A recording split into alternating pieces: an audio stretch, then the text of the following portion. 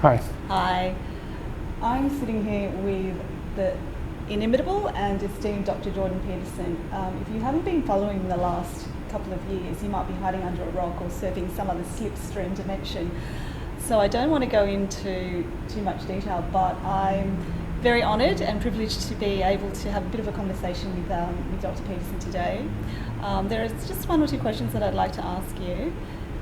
With regards to the fiasco with the Cathy Newman interview, and talking about journalistic integrity and how that sort of ramped up what you were talking about yesterday in the VIP area about the media now sending out a memo saying, well, this is not how to do interviews. What are your thoughts? Can you elaborate on the demise of journalistic integrity or the death of journalistic integrity? Well, I don't know so much if you can characterize it yet as a demise. It's certainly a transmutation, because journalism is taking all sorts of new forms. It's emerging in many new forms online, in print, and also on YouTube and in podcasts. We're definitely in the midst of a technological revolution, and I think that there's a proclivity on the part of the traditional media, let's say, to panic, to fail, and to use increasingly desperate means of attracting attention while that's occurring. And it's easier to attract attention in the short term with heavily polarized views and opinion pieces and that sort of thing.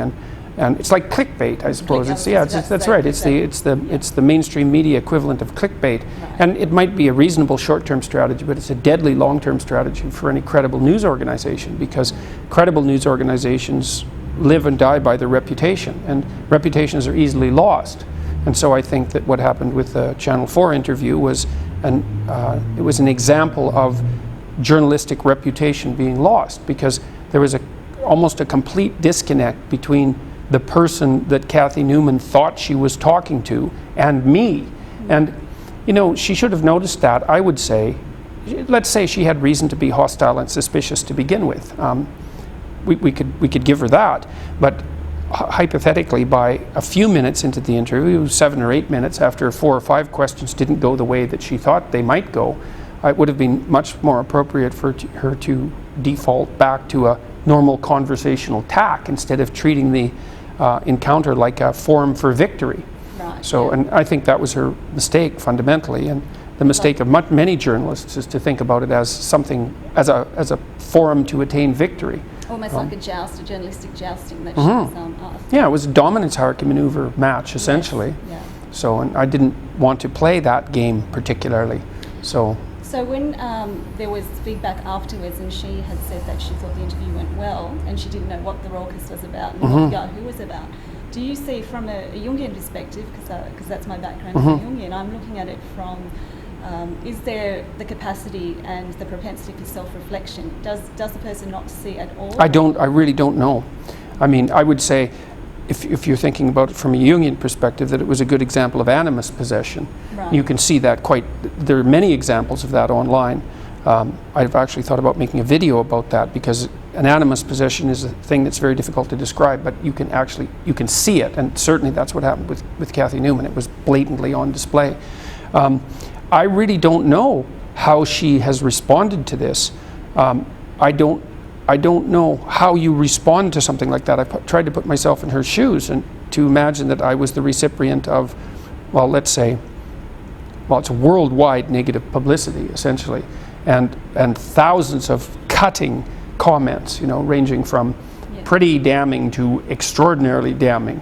And I mean, there's the odd comment that is in favor of what she did and stood up for her combative nature and all of that. But I just don't know how you respond to that psychologically. It's got to be, you either shut it out, which isn't helpful because you don't learn anything, or you let it in which case it has to be devastating. So, is there a notion of, if we go back to the Jungian perspective, of perhaps the transcendent function coming into play, where you are trying to hold the tension of opposites, but you're actually not doing that effectively? Well, the problem is, I think, in her situation, is that because that interview failed so dramatically and so publicly, that for her to bridge the gap between her current persona, let's say, and the reality that was manifested in that video would require a very comprehensive personality overhaul. And that's a very unpleasant thing to do. There's a lot of falling apart and burning away that accompanies that, because it isn't clear to me that she was wrong on a superficial level. Yeah. I mean, maybe she was having an off day. Like, it's possible, you know, but I don't think that that video would have had the carrying power it had if it was merely indicative of an otherwise competent journalist having a bad day. It seems to me that it was a manifestation of a style that she's used quite successfully in the past, that has had its short-term expedient advantages, but that is not a credible strategy for someone who's playing a deep and honest game. So there's a lot of, my sense was that the video indicated that there was a lot of work to be done, but not only on her part, because you know, she was involved in that personally, but she was also the mouthpiece, let's say, of an entire organization that was oriented towards having her do exactly what she did. Right. And you know, what I expected to happen was that I have the interview and then Channel 4 would chop it and cut it according to their tastes, which is essentially what they did for the broadcast, and that the rest of it would disappear. I think it was unbelievably naive of them to put it online, but they did. And well, do they credit to some degree? Well, I don't think so. No. Maybe. I think it was more, they thought it went fine and then didn't understand what the fuss was about. And then were they genuinely outraged that she was, quote, victimized? Or was that just a cynical ploy to spin the narrative in an acceptable direction? I think, you know, a little of column A and a little of column B. So, but that also failed, which was quite interesting, because for about 4 days after the interview, the narrative, the victim narrative, was picked up by many newspapers and spun hard, you know, that there was security threats and that she was now in danger, and there's no credible evidence for that whatsoever. But that came out, and there was a flurry of activity around that, and then that just got criticized to death and disappeared as a strategy. So would you say that it's possibly a part of the collective shadow manifesting and projecting itself, and media has just become the, I guess, the torchbearer for... Well, I think that's often the case, right? I mean, the media chases as much as it leads. Yeah. And so it's a positive feedback loop between the media and the populace. I mean, that's partly, I think, what's driving polarization is exactly that. And I think that the interview was an example of what's driving polarization, and that's partly why people sat up and took notice of it. It's like, really, this is where we're at? It's like, oh yeah, this is...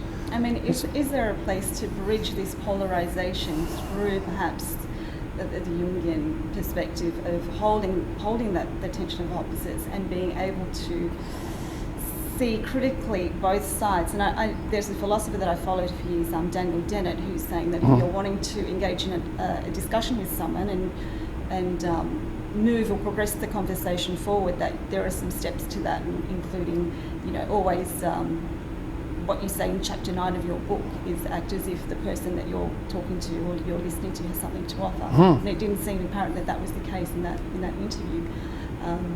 Well, that's the mistake, I think. Well, first of all, the two people who are engaged in the process of dialectic, let's say, have to be of goodwill, you know, and they have to be oriented, I would say, towards peace.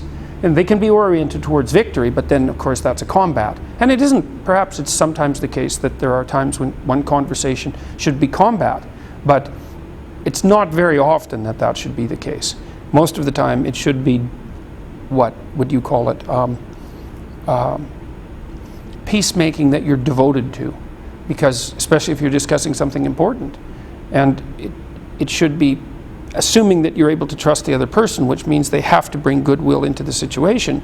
What you want to do is bridge the gap, because that's what forestalls conflict, right? If you can't solve the problem, then what you have is you have conflict. That's it. So and maybe you're ready for that, and that's, I suppose, if you're ready for that, well, then that's how it goes. But a wise person will talk for a long time before they engage in actual conflict.